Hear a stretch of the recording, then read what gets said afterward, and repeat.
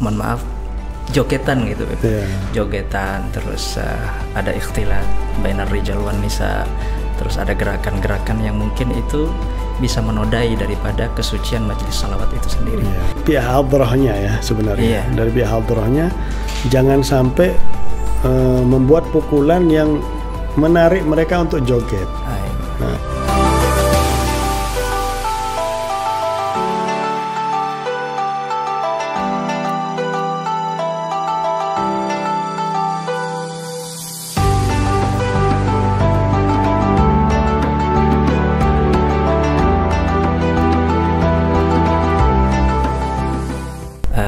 Baik Beb, antum juga selain ketua Majelis Muwasalah juga sebagai ketua Ahbabul Mustafa Surabaya, Syekh Hermania. Nah ini Anda mau tanya Beb, Syekh Hermania itu nama, itu inisiatif dari Habib Syekh bin Abdul Qadir As-Segaf apa dari para pecinta beliau? Ya, ada satu orang namanya Gus Miftahud Duha atau terkenal Gus Duha. Beliau ketua Syekh Hermania Indonesia. Jadi beliau lah yang mencetuskan nama Syekh Hermania ini, bukan dari Habib Syekh. Bukan dari Habib Syekh. Setelah beliau mencetuskan dan disetujui oleh beberapa pihak, baru beliau menawarkan kepada Habib Syekh, gimana Habib, kita beri supaya untuk lebih menarik anak-anak muda, supaya mereka senang dengan mania-mania ini. Ada bola mania, ada ini mania. Dan ke belakangnya tambah banyak yang mania-mania.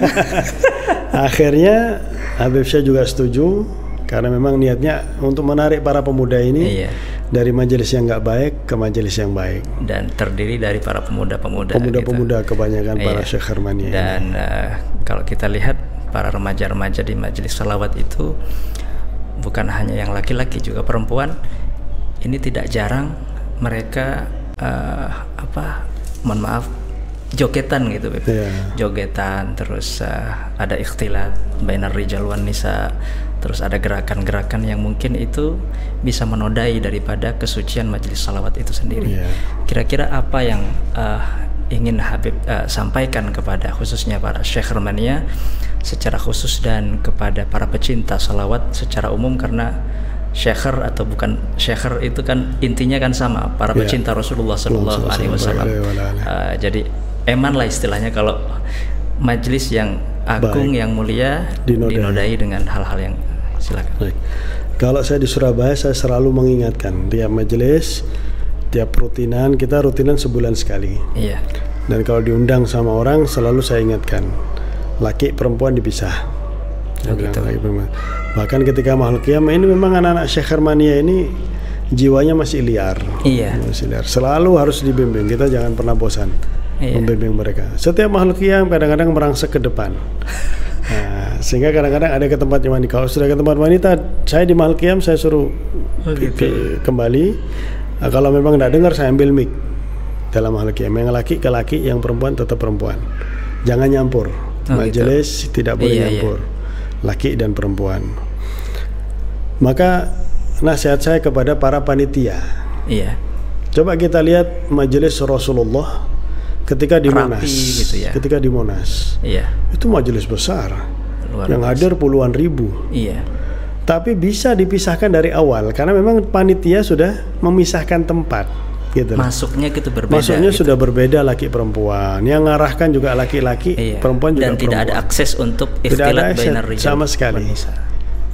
Saya bilang kita tiru yang baik dari majelis Rasulullah. Meskipun masalah hadrohnya ini nggak masuk sama anak-anak Syekh Hermania ini. Mereka nggak suka hadroh yang begitu Mereka suka hadroh yang rame. Itu yang pertama. Setiap panitia diharapkan untuk merapikan hal tersebut. Bisa kalau mau bisa. Kami jadi di majelis, dari awal masuk gitu. Kami di majelis haul juga bisa. Haulnya kakek kami Habib Muhammad bin Idrus memisahkan laki dan perempuan. Bisa kalau mau tuh bisa. Kalau mau. Dan sejatinya mereka yang seperti itu bukan pecinta sebenarnya, perusak ya Beb. Tapi ya nggak apa-apa, namanya anak muda gitu. Tetap dibina secara berlahan-lahan. Soalnya kalau yang kedua masalah joget ya sudah seharusnya apa namanya, dari pihak hadrahnya ya sebenarnya. Dari pihak hadrahnya jangan sampai membuat pukulan yang menarik mereka untuk joget. Kalau qasidah-qasidah Habib Syekh yang dibawakan oleh Habib Syekh itu nggak ada yang menarik untuk menarik hati untuk berjoget tuh nggak ada. Paling cuma tangannya aja. Dia tangannya aja. Dan Habib Syekh juga nggak menirukan, tangannya nggak begini sama sekali. Benar. Cuman ada majelis-majelis yang lain yang bisa dibilang sampai Sidogiri mengeluarkan buku ya, tulisan tentang apa namanya, sholawatan kuplu istilahnya. Nah ini kok sholawatan kok ada kuplunya lah istilahnya. Karena memang pukulan-pukulannya itu mengandung kuplu itu istilahnya, membuat jadi termasuk yang harus dihindari supaya nggak menarik dari hadrohnya itu. Termasuk juga liriknya, dari cara. Saya sering mengatakan kepada hadroh Syekher, kita ini hadroh Habib Syekh. Kita punya identitas. Meskipun kita yakin misalnya di luar situ ada yang qasidahnya lebih bagus dari Habib Syekh, tapi kita punya identitas sendiri. Kita pakai hadroh kita sendiri. Atau ada qasidah yang lebih menarik daripada qasidah-qasidahnya Habib Syekh, kita sudah punya sendiri kok. Saya sering ingatkan kepada para jangan hadroh, ikut-ikutan gitu. Kebanyakan kan majelis-majelis itu ikut-ikutan majelis yang lain gini. Yang lagi viral yang mana? Ini ikuti yang lagi viral. Jadi kita punya identitas sebagaimana majelis Rasulullah. Terus terang saya terus terang kagum sama majelis Rasulullah yang sampai saat ini tidak terpengaruh.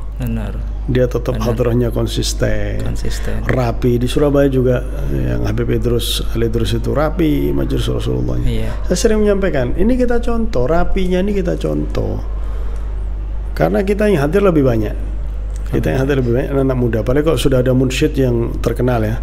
Apalagi kalau sudah Habib Syekh, Habib Muhsin Al-Hamid yang konsisten seperti majelis Rasulullah, jamaahnya bisa tetap gitu ya, nggak berkurang. Mereka tetap duduk, rapi dan lain sebagainya. Banyak orang-orang yang berbicara di medsos, berbicara agama, berbicara ilmu, padahal mereka tidak punya latar belakang ilmu. Maka kita ngambil yang nyambung kepada Nabi besar Muhammad SAW.